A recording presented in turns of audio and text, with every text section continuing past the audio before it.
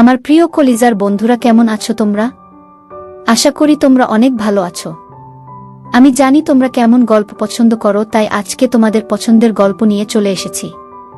আমি শতভাগ গ্যারান্টি দিয়ে বলতে পারি গল্পটি শেষ পর্যন্ত শুনলে তোমাদের দাঁড়িয়ে যাবে। তাই ভিডিওটা শুরু থেকে শেষ পর্যন্ত দেখার অনুরোধ রইল। তাহলে আর কথা না বাড়িয়ে এবার আসল ঘটনা আসি। এই গল্পটি আমার এক খালাকে নিয়ে। খালার নাম সুবর্ণা। সুবর্ণা খালা আমার মায়ের বান্ধবী হলেও বয়সে সুবর্ণা খালা মায়ের অনেক ছোট। সুবর্ণা খালার সাথে পরিচয় আমার ছোট ভাইয়ের স্কুল থেকে। সেই 2012 সালে আমার ছোট ভাই ও সুবর্ণা খালার একমাত্র ছেলে তুহিন ক্লাস 2তে রাহিমগঞ্জ গভর্নমেন্ট বয়েজ স্কুলে ভর্তি হয়। সেই থেকে খালা ও আরও কয়েকজনের সাথে মার পরিচয়। সেখান থেকেই আজ আমাদের দুই পরিবারের বন্ধুত্ব এত গভীর যে মা সুবর্ণা খালাকে বোন মনে করেন। সেখানকে স্কুল থেকে আনতে গেলে খালার সাথে আমার প্রায় দেখা হতো। সালাম দেয়া, কেমন আছেন, এই পর্যন্তই আলাপ। এর বেশি কখনো কিছু নিয়ে আলাপ হয়েছে কিনা আমার মনে পড়ে না। কিন্তু খালাকে আমার বরাবরই ভালো লাগত। খুব ছিমছাম, কখন চোখে লাগে এমন পোশাক পরতে দেখি নাই, গাঢ় লিপস্টিক দিতে দেখি নাই, এমনকি অনুষ্ঠানেও খুব সাজুগুজু করতে দেখি নাই। তাও ভালো লাগত, কারণ খালা দেখতে অনেক সুন্দর। 5 ফুট 2 ইঞ্চি লম্বা, সাধারণ ছিপছিপে মেয়েদের মতো। এখন যে 30-এর উপরে বয়স হয়ে গেছে, তাও দেখতে খুব সুন্দর। তবে এখন একটু পেটের দিকে মেদ জমেছে, তাও ভালো করে বোঝা যায় না। খালাকে নিয়ে আমি কখনো খারাপ চিন্তা করি নাই। এমন মানুষের দিকে তাকালে আসলে খারাপ চিন্তা মাথায় আসে না। তবে তাকে দেখলেই আমার মনে হতো আমি এমন একটা বউ চাই। কিন্তু এর বদলে যাকে পেলাম তা আর তোমাদের বলার মতো না। খালার সাথে সবচেয়ে বেশি সময় কাটিয়েছি 2014-তে, আমার ছোট বোনের বিয়ের সময়। খালা আমার বোনের গায়ে হলুদের সবকিছু নিজের হাতে করেছেন, স্টেজ সাজানো থেকে খাবার দাবার সবকিছু। সেই জন্য তার সাথে অনেক জায়গায় যেতে হয়েছে। ওই 2 দিন আমাদের মধ্যে অনেক কথাবার্তাও হয়েছে। তখন আমার গার্লফ্রেন্ড ছিল, এটা সে কি করে যেন বুঝে যায়। এটা নিয়ে খালা আমাকে অনেক কথা বলতো। শুধু একটা ব্যাপার ছিল, আমাদের মাঝে চোখে চোখে একটা কেমন ব্যাপার ছিল। খালা আমার চোখের দিকে তাকালেই চোখ সরিয়ে নিতেন, আর মাঝে মাঝেই লক্ষ্য করতাম তার মুখে একটা মুচকি হাসি। আমি আগে কখনো এই সব বিষয়ে গুরুত্ব দেই নাই। এখন ঘটনা বর্ণনা করতে গিয়ে আমি আসলে বুঝতে পেরেছি আমাদের মাঝে একটা রসায়ন সবসময় কাজ করত। আমার বোনের বিয়ের কয়েক মাস পরেই ফারুক আঙ্কেল, খালার জামাই, এর হিলি বর্ডারে পোস্টিং হয়ে যায়, আর তারা পরিবারের সবাই চলে যান ঢাকা থেকে। 2018-তে তুহিনের এসএসসি পরীক্ষা শেষ হবার পর কলেজে ভর্তি করতে খালা তুহিনকে নিয়ে ঢাকায় চলে আসেন। সেই বছর আমার বিয়েতেও খালা অনেক সাহায্য করেন। সবকিছুই তার নজরদারিতে ছিল। সবচেয়ে মজার কথা মনে পড়ে, আমাদের বাসর রাত হয় হোটেলে। খালা আমাদের হোটেলে দিয়ে আসতে যান। আসার সময় আমার কানে কানে বলে দেন, লাগেজের উপরের পকেটে আছে, হাত দিলেই পাবা। আমি তখন ব্যাপারটা বুঝতে পারি নাই। লাগেজ খুলে পকেটে হাত দিয়ে দেখি 2টা প্যাকেট। তারপর আমার ছাড়াছাড়ির পরে খালার সাথে অনেকবার কথা হয়। মেয়েদের মন মানসিকতা কেমন হয়, কখন কি করতে হয় তা বুঝানোর চেষ্টা করতেন। সে সময় মানসিকভাবে আমি তার উপর অনেকটাই নির্ভরশীল হয়ে যাই। খালার সাথে আমাদের দাম্পত্য সমস্যা নিয়ে অনেক আলোচনা করি।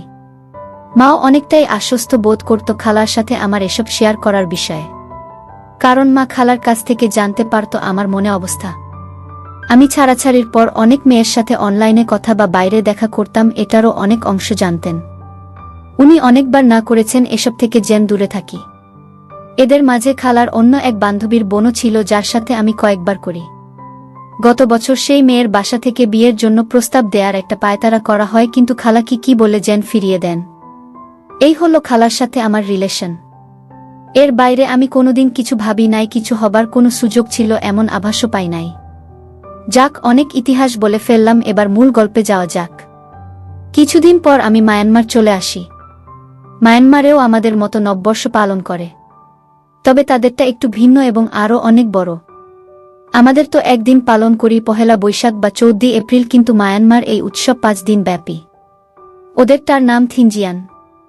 এই উৎসবের মূল আকর্ষণ পানি খেলা ঘিরে। আমাদের পাহাড়িরাও এভাবে নববর্ষ পালন করে।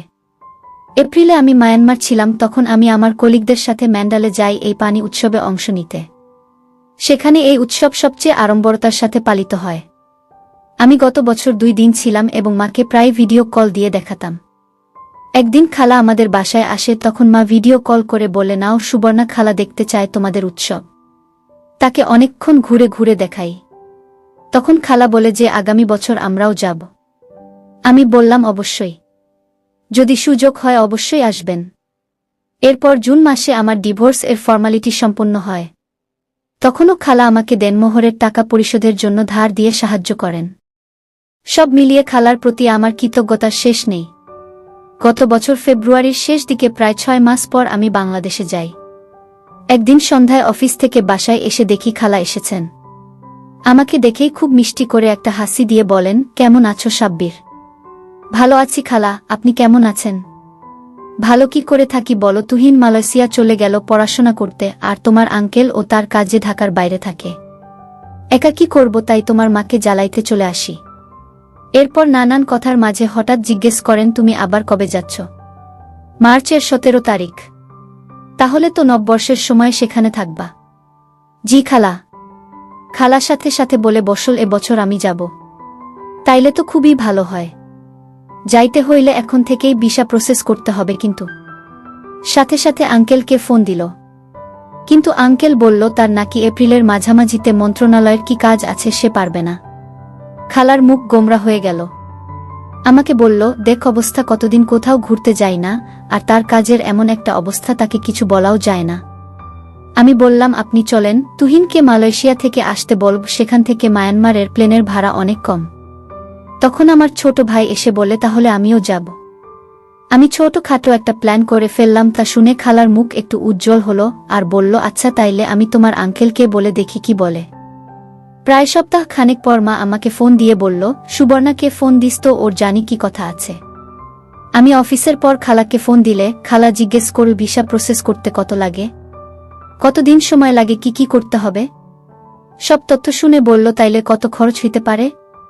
আমি বললাম, প্লেন ফেয়ার আর ভিসা প্রসেস করতে 50,000-এর মতো, এছাড়া আর $500 মতো নিয়ে নিয়েন, শপিং টপিং সহ হয়ে যাবে। আর থাকার সমস্যা হবে না, আমার অ্যাপার্টমেন্ট তো আছে। তখন বললেন, তোমার আঙ্কেলকে একটা ফোন দাও তো। আঙ্কেলকে ফোন দেওয়ার পর তো রাজ্যের সব প্রশ্ন শুরু করলেন, কই যাবে, কই থাকবে, কি কি করবে, কোনো সমস্যা হবে নাকি। কারণ রোহিঙ্গা নিয়ে বাংলাদেশ মায়ানমার এর মাঝে বেশ ঝামেলা চলছে, তা তো সবাই জানেন। প্রায় আধা ঘন্টা বকবক করার পর ভিসা কারা প্রসেস করে তার কন্ট্যাক্ট চাইলেন। আমি আমাদের অফিসে যে এজেন্ট আছে তার নাম্বার আর ঠিকানা দিয়ে দিলাম। আমি চলে এলাম মার্চের 17 তারিখে। অনেক নাটকীয়তার মধ্যে ভিসা ও টিকিট হলো। আমার ছোট ভাই তার পরীক্ষার কারণে আসতে পারবে না। এই সময় টিকিটের অনেক ক্রাইসি থাকে, তাই টিকিট কাটা হলো 10 তারিখ আসা আর 22 তারিখ বাংলাদেশ ফিরে যাওয়া। আমার কলিগদের জিজ্ঞেস করলাম কার কি প্ল্যান, কিন্তু এবার কেউই ম্যান্ডালে যাচ্ছে না। সবাই নাকি নিজের গ্রামের বাড়ি যাবে। কি আর করা, অগত্য তাদের সাহায্য নিয়ে আমি বাসের টিকিট আর হোটেল বুক করে রাখলাম।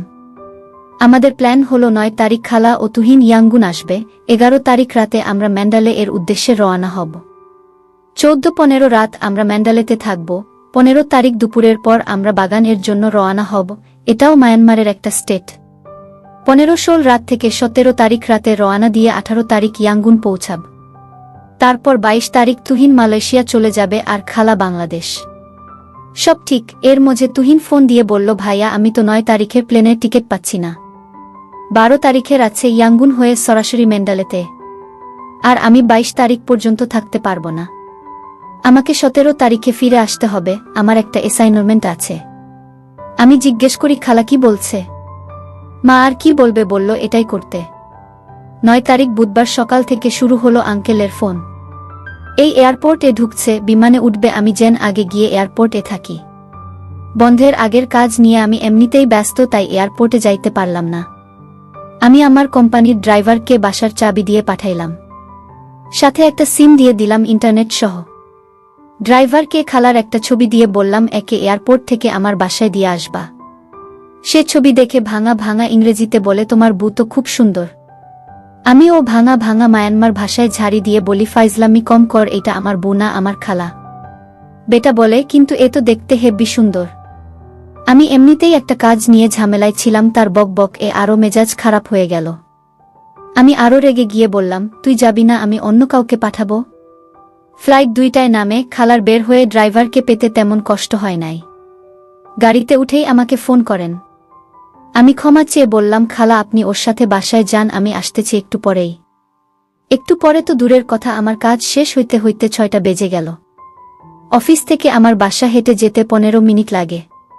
আমি একটা রেসিডেন্সিয়াল এলাকায় একটা কন্ডোতে 700 স্কয়ার ফিট এর স্টুডিও অ্যাপার্টমেন্ট এ ভাড়া থাকি। অ্যাপার্টমেন্টটা অনেক সুন্দর, কিন্তু সমস্যা হলো প্রাইভেসি নেই, মানে একটা রুম আর বাথরুম। যেহেতু আমি একা থাকি তাই সমস্যা নেই, কিন্তু খালা কি করে থাকবে? আমি বাসায় গিয়ে দরজায় কড়া নাড়তেই খালা দরজা খুললেন। তিনি একটা সাদা সালোয়ার কামিজ পরা মাত্র ঘুম থেকে উঠলেন। হয়তো কি সুন্দর যে দেখাচ্ছে তাকে ধুলু ধুলু চোখে, আমি ভাষায় প্রকাশ করতে পারব না। সাথে সাথে আমার ড্রাইভারের কথা মনে পড়ে গেল। বেটা বলতেছিল আমার বউ নাকি অনেক সুন্দর। ইস, উনি যদি সত্যি আমার বউ হতো। খালার কথায় আমার সম্বিত ফিরে এলো। আমাকে বলল, কি হলো, দরজায় দাঁড়িয়ে থাকবে নাকি? আমি সালাম দিয়ে হাসি মুখে বললাম, কেমন আছেন খালা? ভালো, তুমি তো ব্যস্ত বাবু, এয়ারপোর্ট ও আসতে পারলে না। আমি একটু অপরাধসূচক হাসি দিয়ে বললাম, প্রায় 1 সপ্তাহ বন্ধ। বাংলাদেশের অফিসে অনেকগুলো রিপোর্ট পাঠাতে হবে, অন্যদেরকে কাজ বুঝিয়ে দিতে হচ্ছে, সব শেষ না করলে এই ছুটির মধ্যে ঝামেলা করবে। তাই চেষ্টা করছি এই সময়ের মধ্যে শেষ করতে। আর তো একদিন আছে অফিসের, যেহেতু অনেকেই নিজের গ্রামের বাড়িতে যাবে তাই অফিস শুক্রবারে ছুটি ঘোষণা করেছে। আমি কাঁধের ব্যাগ নামিয়ে রাখতে রাখতে খালা বললেন তার চরম ক্ষুধা লাগছে। আমি বললাম, হায় হায়, আপনি কিছুই খান নাই? ফ্রিজে তো খাবার ছিল, গরম করে খেয়ে নিতেন। খালা মুখ ভেঙচে বলল, কি না কি রাখছো তার নাই ঠিক, গরু ভেবে শুকর খেয়ে বসে থাক তারপর। আমি বললাম, আচ্ছা চলেন বাইরে কোথাও খাই। 7টায় বের হলাম বাসার গলি থেকে। বের হয়ে প্রধান সড়ক ধরে কিছু দূর হাঁটলেই একটা রেস্টুরেন্ট আছে। এদের রান্নাটা বেশ ভালো, ভারতীয় স্টাইলে কিছু আইটেম পাওয়া যায়। খালা অবশ্য খুব বেশি পছন্দ করেছেন বলে মনে হয় না, অর্ধেক কোনো রকম খেয়ে রেখে দিলেন। তারপর জিজ্ঞেস করলেন, এই যে গ্লাসে করে খাচ্ছে এগুলো বিয়ার না? বিয়ার কত করে? আমি বললাম, হ্যাঁ বিয়ার, এখানে অনেক সস্তা। আমি খাব এখন? না, কিনে নাও, বাসায় খাব। আমি কৌতূহলী দৃষ্টিতে তাকিয়ে আছি দেখে ধমক দিলেন, এভাবে তাকানোর কি হলো? নাও। আমি 2টা 500 ml এর বোতল দিতে বললাম। তারপর বিল চুকিয়ে জিজ্ঞেস করলাম, কোথাও যাবেন আর? না, অনেক গরম লাগছে, একটু পর অস্বস্তি লাগা শুরু হবে। চল বাসায় যাই। তারপর ধীর পায়ে হেঁটে হেঁটে বাসার দিকে এগোলাম। বাসার লিফট এ উঠে খালা আমার দিকে এক দৃষ্টিতে তাকিয়ে আছেন। আমার কেমন যেন ইতস্তত লাগছে। আমি খালার দিকে তাকিয়ে জিজ্ঞেস করলাম, কিছু বলবেন? খালা না বোধক মাথা নাড়লেন। বাসায় ঢুকার আগেই খালার মোবাইল বেজে উঠল। আঙ্কেলের ফোন। রুমে ঢুকে এসি ছেড়ে ওড়না ছুঁড়ে ফেলে বিছানায় চিত হয়ে শুয়ে পড়লেন। সেই সময় তার যে একটা দুলুনি দিল কি আর বলবো। আমি বাথরুমে গেলাম। অফিস থেকে এসে ফ্রেশ হই নাই, তাই সরাসরি গোসল করে ঘরের জামা কাপড় পরে নিলাম। খালার কথা বলা শেষ। একটু পর মা ফোন দিল। তিনি তো আমার বাসার পুঙ্খানুপুঙ্খ বিবরণ দেয়া শুরু করলেন। ফ্রিজের পাশে রাখা বোতল দিকে ইশারায় বললেন, বলে দিব? আমি 2 হাত জোর করে বললাম না। তিনি অন্যদিকে টপিক নিয়ে গেলেন, আরও রাজ্যের কথা বললেন। তারপর আরও কয়েকজনকে ফোন করলেন। এই করতে করতে রাত 11টা বাজালেন। আমার বাসায় কোনো টিভি নেই, তাই খালার করার মতো কিছু নেই। এটা যেহেতু স্টুডিও অ্যাপার্টমেন্ট তাই কোনো আড়ালও নেই। আমি বারান্দা থেকে কাপড় মেলার দড়িটা এনে ঘরে বেঁধে পর্দা দেবার চেষ্টা করলাম, বাঁধার মতো তেমন জায়গা করতে পারছি না। খালা আমার কার্যকলাপ অনেকক্ষণ যাবত লক্ষ্য করছিলেন ফোনে কথা বলতে বলতে। ফোনটা রেখেই উনি বললেন, আমার সামনে এত লজ্জা লাগে? আমি বললাম, কই? এই যে পর্দা টানাচ্ছ যে, আমি তো আপনার জন্য করছিলাম। আমি কি বলছি এসব করতে? রিল্যাক্স, কাঁথা গায়ে দিয়ে শুইলেই হবে, এসি তো আছেই। আমি বললাম, তাইত। তারপর তিনি বিয়ারের বোতল হাতে নিলেন। আমি বললাম, এইটা না নিয়ে করোনা এক্সট্রিম নিলে ভালো হতো, ওইটা অনেক মজা। তাও বোতল খুলে নিজেই গ্লাসে ঢাললেন। আমিও আমার বোতল হাতে নিলাম। তিনি একটু মুখে দিলেন। বুঝলাম ভালো লাগে নাই। জিজ্ঞেস করলাম, খেতে পারবেন? একটু তেতো কিন্তু খাওয়ার যোগ্য। এর আগে খেয়েছেন? না, রিয়ার খাই নাই, তবে ওয়াইন খেয়েছি কয়েকবার। তিনি বেশ কিছুক্ষণ এক গ্লাস বিয়ার খাওয়ার চেষ্টা করলেন। শেষ পর্যন্ত অসফল হলেন। আধা গ্লাসও শেষ করতে পারলেন না। আমি এর মধ্যে আমার বোতল শেষ করেছি। খালা বলল, আমার বাকিটুকু খেয়ে নাও। খালা উঠে লাগেজ থেকে একটা নিয়ে বাথরুমে চলে গেলেন। আমি ল্যাপটপ খুলে ফেসবুক ঘাঁটতে লাগলাম। কিছুক্ষণ পর বের হলেন, লম্বা একটা মেকি পরা। ভেতরে পরা নাই সেটা বোঝাই যাচ্ছে। এই বয়সে তার শ্যাপ দেখে আমি অবাক। এর আগে কখনো ওনাকে সেভাবে খেয়াল করি নাই, কিন্তু এখন দেখে আমার যেন তার প্রতি আকর্ষণ আরও বাড়িয়ে দিয়েছে। যাই হোক, এসেই তিনি বিছানায় চাদরের নিচে চলে গেলেন। আমাকে জিজ্ঞেস করলেন, তুমি কই ঘুমাবা? যদিও আমার বিছানা ডাবল সাইজ ম্যাট্রেস, তাও বললাম, এই যে পাটি আর তোষক, এখানে শুয়ে পড়ব। খালা কিছু বলতে গিয়ে আর বললেন না। কিছুক্ষণ পর জিজ্ঞেস করলেন, কয়টায় উঠো? 8টার দিকে উঠলেই হয়। অফিস তো 9টা থেকে। ও আচ্ছা। তিনি এবার তার ফোনের দিকে মনোযোগ দিলেন। আমি বেশ কিছুক্ষণ তার দিকে এক পলকে তাকিয়ে রইলাম। মাথা ভর্তি এক ঝাঁক চুল, এর মাঝে গোল মুখটা লাইটের আলোতে খুবই সুন্দর লাগছে।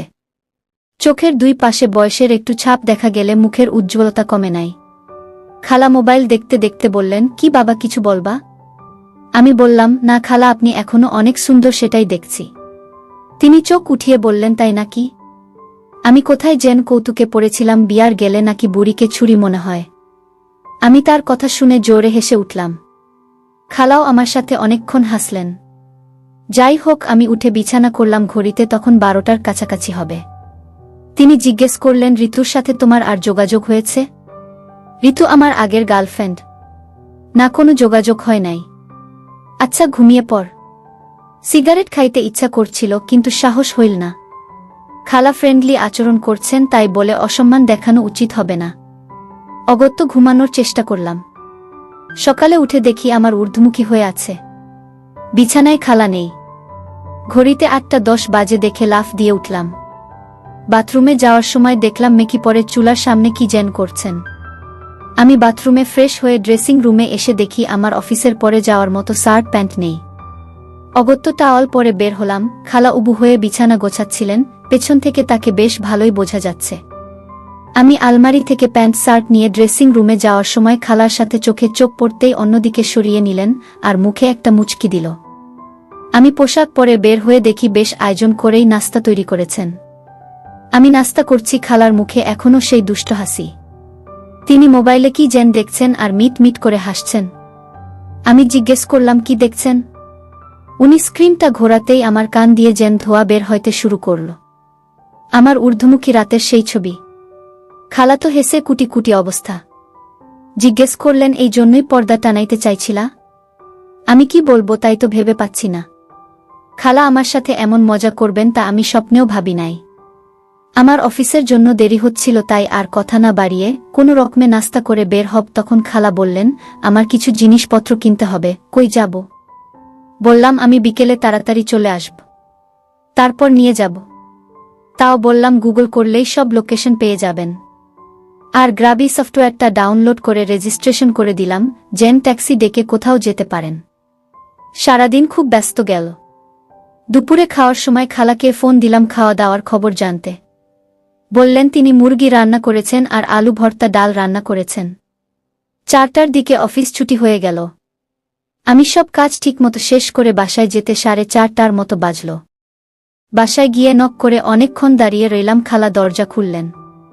তাড়াহুড়ো করে যে জামা পরেছেন সেটা কাঁধের কাছে ভাঁজ হয়ে থাকা দেখেই বোঝা যাচ্ছে। ঘরে ঢুকতেই খালা বলল, আমার কাপড়গুলো দেখো তো, এগুলো ঠিক আছে নাকি? না, আর কিছু লাগবে? আমি তার লাগেজের সামনে গিয়ে একটু ইতস্তত করতে লাগলাম। উপরেই সব ছোট কাপড়, হাত দ্বীপ কি দ্বীপ ভাবছি। খালা লক্ষ্য করলেন আর ওইগুলো হাতে নিয়ে সরে গেলেন। আমি বললাম, এগুলো ঠিকই আছে, তাও 2-1টা হালকা টপস আর স্কার্ট কিনে নিলে ভালো, সাথে পানি খেলার জন্য লেগিংস বা এ জাতীয় কিছু। আমি তারা দিলাম। ছুটি শুরু হয়ে গেছে, আমরা তাড়াতাড়ি বের হই, নইলে মার্কেট বন্ধ হয়ে যাবে। আমরা 5:30-এর দিকে বের হলাম। বাইরে ভয়ঙ্কর গরম। আমরা বাসার থেকে একটু দূরে একটা শপিং মলে গেলাম। ঘুরে ঘুরে sandal, scarf, tops, skirt, clip আরও কত কিছু যে কিনা তার আর শেষ নেই। এর মাঝে তো আঙ্কেল অনবরত কল দিয়েই যাচ্ছে।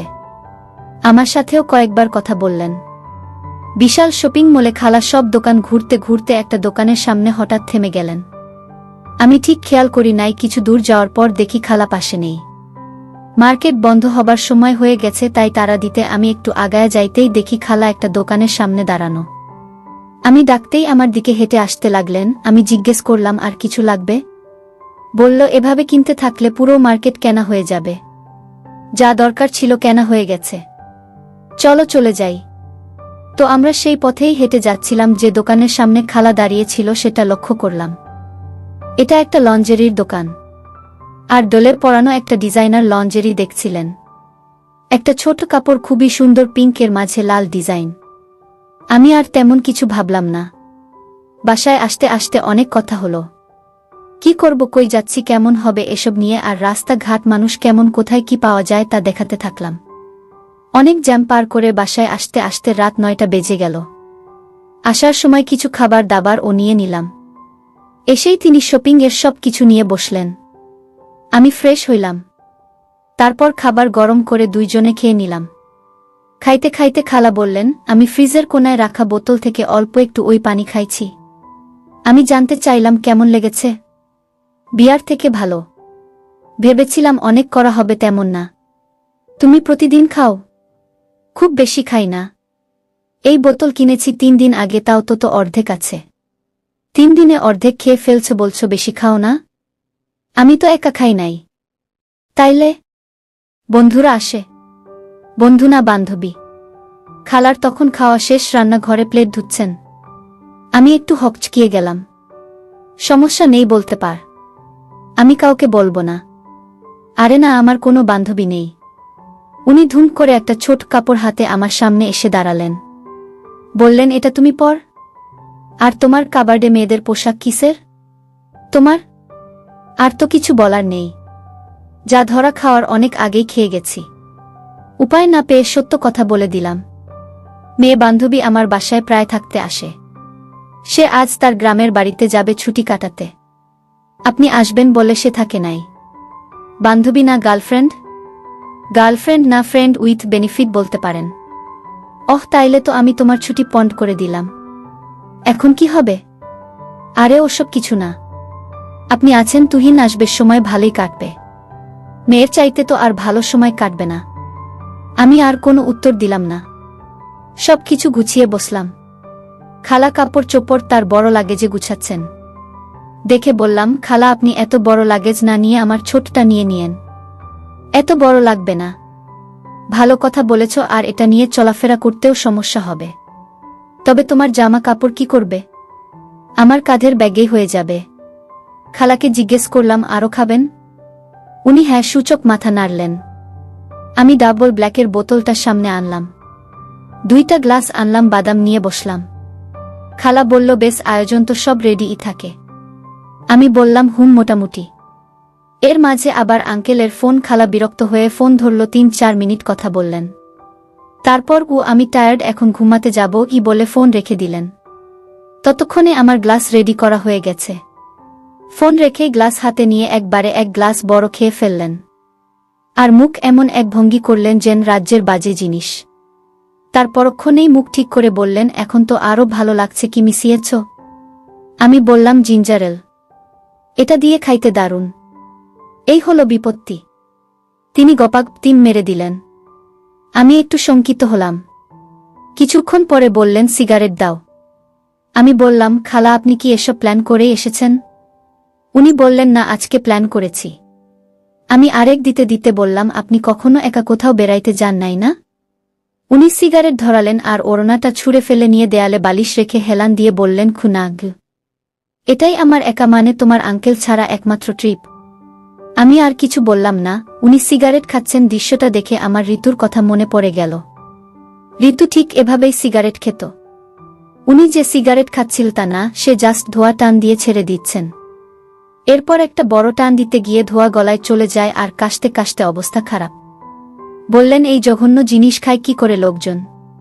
তারপর নিজে থেকেই বিড়বিড় করে বলছেন, ঢাকায় একা থাকতে থাকতে আমি বোর হয়ে গেছি। এতই বোর হয়ে গিয়েছি যে সেটাও অনেক সময় বুঝতে পারি না। গতকাল যখন এয়ারপোর্ট থেকে এখানে আসছিলাম তখন চারিদিকে নতুন সবকিছু দেখে ভাবছিলাম এটাই হয়তো আমার শেষ একা কোথাও যাওয়া। তাই ভাবছি মুক্তির স্বাদটা ভালো মতো পেতে চাই। তারপর যে কত কিছু বললেন আমি শুধু শুনেই গেলাম। এগুলো লিখতে গেলে আরও কয়েক পর্ব লাগবে। প্রায় ঘন্টা খানেক বকবক করলেন। তারপর আমার পাশে বসে আমার হেলান দিয়ে শুয়ে পড়লেন। সে যে বেশ মাতাল হয়ে গেছে সেটা ভালোই বোঝা যাচ্ছে। অনেকক্ষণ এভাবে বসে থেকে বললেন, আমি টয়লেটে যাব। আমি বললাম, একা পারবেন? না, আমাকে একটু ধর। আমি তাকে নিয়ে টয়লেটে বসিয়ে দিলাম। বের হয়ে আসব এমন সময় বললেন, ফিতাটা প্যাচ লেগে গেল। আমার দিকে তাকিয়ে বললেন, খুলছে না। আমি তার ফিতা খুলে দিতে গিয়ে নিজে একটু বিপত্তিতে পড়লাম। টানাটানিতে একদম শক্তভাবে আটকে গেছে। আমি তখন কাছে মুখ নিয়ে দাঁত দিয়ে গিট খুলতে গেলাম। আমি কিছুক্ষণ চেষ্টা করে খুলে ফেললাম গিটটা। আর লুজ হতেই বের হয়ে আসো। আমি তখন বের হয়ে আসলাম আর দরজার বাইরে দাঁড়িয়ে রইলাম। ভাবতে লাগলাম, এ কি হচ্ছে আমার সাথে। প্রায় 2-3 মিনিট পর ভেতরে গোসলের শব্দ শুনতে পেলাম। শুনে দরজা খুলে দেখি খালা গোসল করছেন। আমাকে দেখে বললেন, সাব্বির, অনেক লাগছে। উনি রীতিমতো টলছেন আর শূন্য দৃষ্টিতে আমার দিকে তাকিয়ে রইলেন। আমিও যেন আটকে গেলাম তার চোখে। উনি ধুম করে আমার একটা বসিয়ে দিলেন। মুখ তুলে আবার দিতে লাগলেন। আমি মাথা সরিয়ে নিলাম। তিনি প্রায় পিছলে পড়ে যাচ্ছিলেন। হাত দিয়ে তাকে ধরে কোনো রকমে সামলে নিলাম। খালাকে কোনো রকমে বের করে লাগোয়া ড্রেসিং রুমের দেয়ালে হেলান দিয়ে বসিয়ে দিলাম। কিন্তু সেদিকে লক্ষ্য করার সময় নেই। তিনি যেভাবে টলছেন, সামনে গ্লাস বোতল রাখা, সেগুলোর উপর না হুমড়ি খেয়ে পড়েন। তাই আমি ছুটে গিয়ে তাকে ধরি। আমি নিজেকে সামলে আবার খালার দিকে মনোযোগ দিলাম। আমার শক্ত হয়ে আছে, কিন্তু উনি গভীর ঘুমে মগ্ন। কিন্তু তার মমতার কথা ভেবে আর এই 2 কদম পা যেন চলল না। সিগারেটটা শেষ করে বাথরুমে গেলাম। তারপর বিছানায় এসে শুয়ে পড়লাম। সকালে ঘুম ভাঙল 9টায়। উঠে দেখি খালা বিছানায় নেই। রান্নাঘরে খুটখুট শব্দ হচ্ছে। গতকালকের মতো আজকেও আমার ছোটা রুস্তম ঊর্ধ্বমুখী। কিন্তু এর চাইতেও বড় ব্যাপার, এখন খালার সামনে কি করে যাব। আমার কেমন যেন অস্বস্তি লাগছে। আমি উঠে বাথরুমে চলে গেলাম।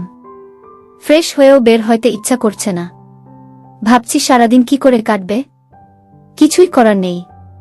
বাংলাদেশের অফিসও বন্ধ। খালা ডাকলেন, এতক্ষণ বাথরুমে কি কর? নাস্তা ঠান্ডা হচ্ছে। বেশ স্বাভাবিক স্বরেই ডাকলেন। টাওয়াল হাতে বের হলাম। খালা একটা ফ্রক পরে আছেন। ড্রেসটা তো বেশ সুন্দর। কবে কিনলেন? গতকাল কিনেছি। কখন খেয়াল করি নাই তো।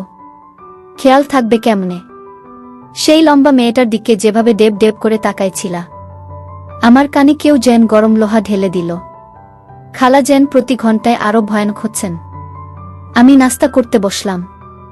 আজকে রুটি, জ্যাম আর ডিম পোচ, সাথে সসেজ ভাজা। খালা মাটিতে আরাম করে বসে খাচ্ছেন। জিজ্ঞেস করলেন, আজ বের হবা কোথাও? চুল কাটাবো আর কিছু কেনাকাটা করব। এই যা। কখন বের হবা? এই তো আধা ঘন্টা পরে। কিছুক্ষণ চুপ থেকে বললেন, কালকের জন্য দুঃখিত। একটু বেশি বেশি করে ফেলছি মনে হয়। না না, আসলে আমি দুঃখিত। আমার আপনাকে এভাবে খাওয়ান উচিত হয় নাই। আপনি তো আর লিমিট বুঝবেন না। স্বাদ বেশ ভালো ছিল, তাই খেয়ে ফেলছি। তারপর আর কিছুই মনে নাই। আমি জিজ্ঞেস করলাম, কিছুই মনে নাই? উনি একটু ভীত স্বরে বললেন, আমরা কি? আর কিছু বলছেন না। আমি তার দিকে তাকিয়ে কথা শেষ করার অপেক্ষায়। তারপর পাল্টা প্রশ্ন করলাম, আমরা কি? কিছু না। আমি বুঝতে পারছি খালা কি বলতে চাচ্ছে, কিন্তু আমি আর ওই শব্দটা আমাদের মাঝে আনতে চাচ্ছি না। খাওয়া দাওয়া শেষ করে রেডি হলাম। খালাকে আমার লাগেজটা বের করে দিলাম, যেন উনি কাপড় চোপড় গুছিয়ে নেন। আজ রাত 8টায় আমাদের বাস। আমি বের হতে হতে শুনলাম আঙ্কেল ফোন দিয়েছেন। আমি চুল কাটালাম, মার্কেটে গিয়ে 2টা প্যান্ট কিনলাম, টি শার্ট কিনলাম।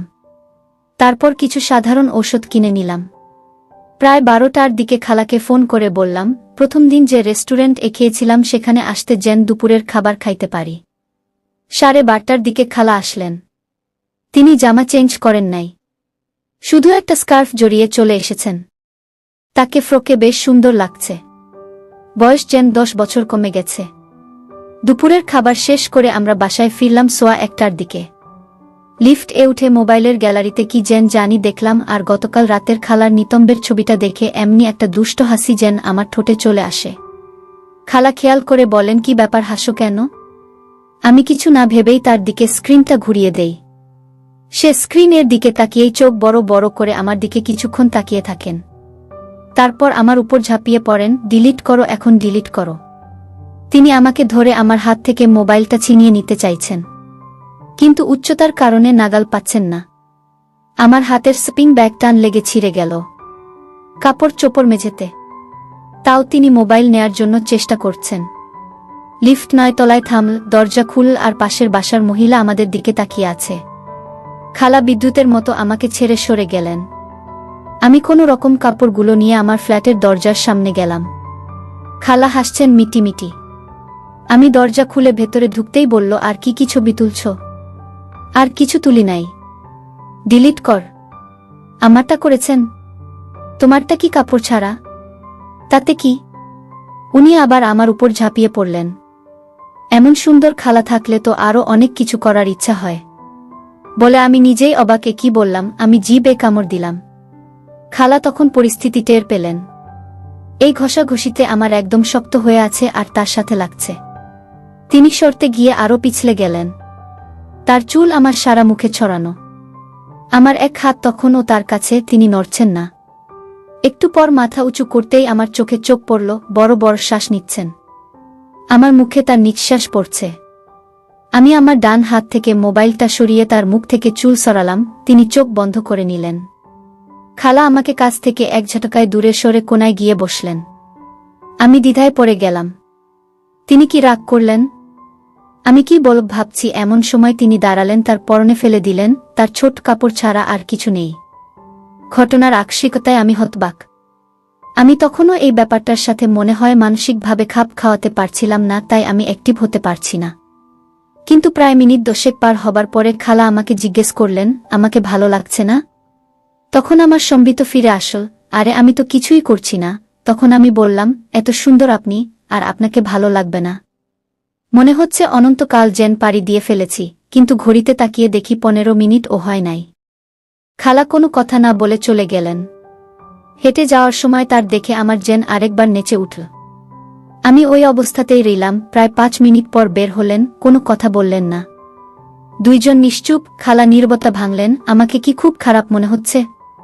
একদম না বলে তার দিকে তাকালাম, আর হাসি দিয়ে বললাম, কি তবে আগের থেকে দিলে হয়তো শুরুটা আর সুন্দর করা যেত। আমাদের সময় তো শেষ হয়ে যায় নাই বলে আমার আবার হাত দিলেন। এর মাঝে ফোন বেজে উঠল। খালা ফোন ধরলেন। আঙ্কেল ফোন দিয়েছে। তিনি কথা বলা শুরু করলেন।